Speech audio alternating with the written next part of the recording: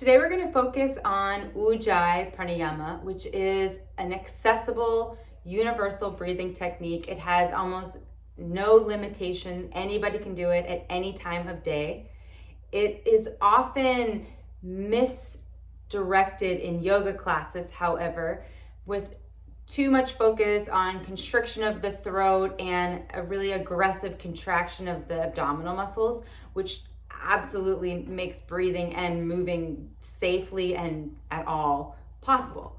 So we're going to utilize the language of Ayurveda to help us find the internal processes that are utilized to achieve Ujjayi Pranayama, and you'll see that it actually creates a lot of ease, softness, relaxation, and increases your capacity to focus in general, but also to focus internally, which is obviously very difficult because it's very subtle and requires a lot of attention. So this is something that Ujjayi Pranayama promotes. It's also often said that it makes you hot, and this isn't true. It just regulates your temperature. It brings your core temperature to a comfortable state, and then you maintain that. So you really won't get overheated doing this Ujjayi Pranayama like you might with others.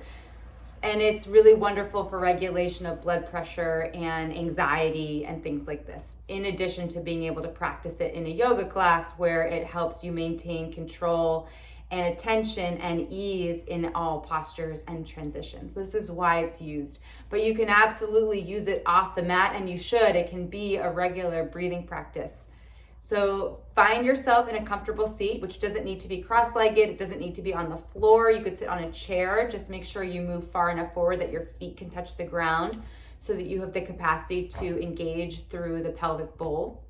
And we'll get started. Bring awareness to your breath, moving in and out only through your nose. Notice the qualities. Loud, soft, fast, slow, hot, cold.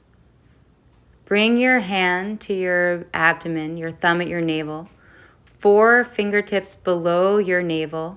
Where your pinky finger lands is the khandha. Bring your right hand to that space and your left hand on the same plane to your lower back.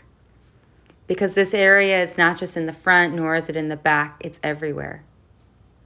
Make sure that your breath is not rising into your chest. You're aiming your breath into both hands simultaneously. Make sure that you're not only breathing into your belly where it's moving forward and back. That is not this breath practice that we're doing today. With your eyes closed, let your inhale aim for the space 4 fingertips below your navel in the middle of your pelvis, and use a slight engagement of the pelvic floor by pressing through your feet on the ground or shins on the ground to breathe in 360 degrees. You're trying to breathe out through the sides, through the back body and the front body, moving in all directions simultaneously at the same pace on the inhale, and contracting to that point, the khandha, 4 fingertips below the navel on the exhale. Make sure your breath doesn't go into your chest and sound like a sniff.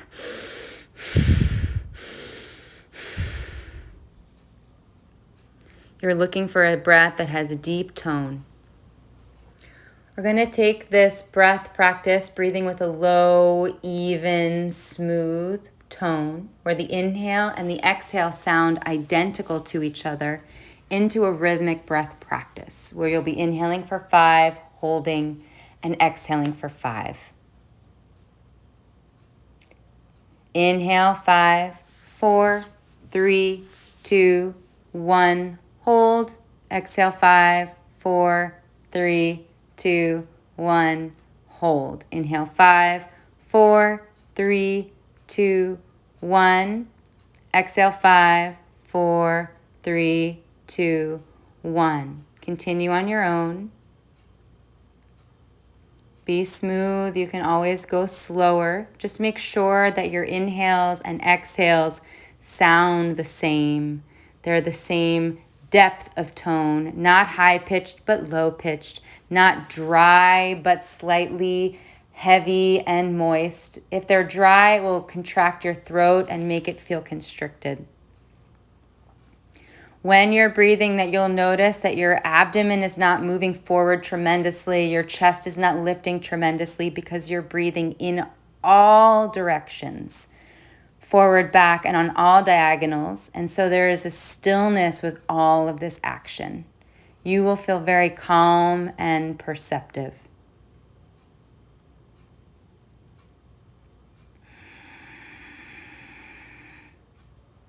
Start to add the bandha here. So when you retain, you can drop the chin, lift the pelvic floor, pause, and then move into your exhale.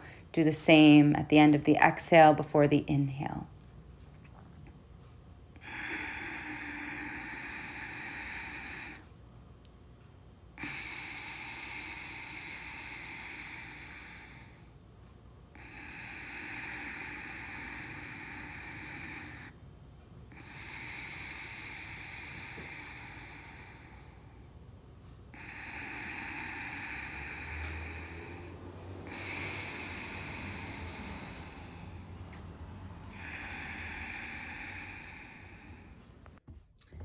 The last portion of that video is not the practice you'll do on the street. We're starting to work on breath counts, creating an active rhythmic breathing, paying attention to the sound of the breath, the texture of the breath within the body, so how it feels, the volume of the breath, so how much space it takes up as it's moving in, building from low to high, and out, moving out from high to low. This should be identical on the inhale as the exhale. So the identical sound, the identical volume, space taking up, the identical gati, the pace of the prana moving up and down, out and in, should be exactly the same as the inhale, as the exhale at all segments. So beginning, middle, and end of the inhale are all identical. And those aspects are also all identical to the beginning, middle, and end of the exhale. This you can absolutely do on the street. The very end and in your daily life. The very end of the practice in this particular video, where we're engaging Mahabandha. So the chin will drop, you notice the lower belly lift, and you notice a concaveness coming to the rib cage, particularly on the exhale.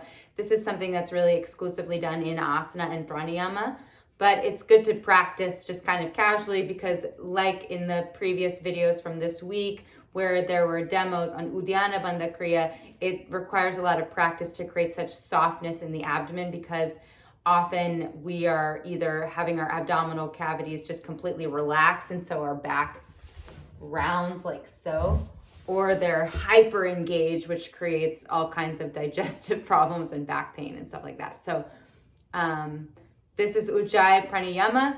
It is the breath practice that leads you to freedom, to overcoming. What is it overcoming? The obstructions really of the mind. And so it's a wonderful practice for that, because it helps bring the external process of prana, the external understanding of prana, into the physical space, so you can touch it. You realize prana is real, that you can control it, that it has qualities, that you can put quality on top of it, and that you can direct how and where it goes using bandha. But remember, Ujjayi is for everybody. It can be done at all times. It is not a heating breath.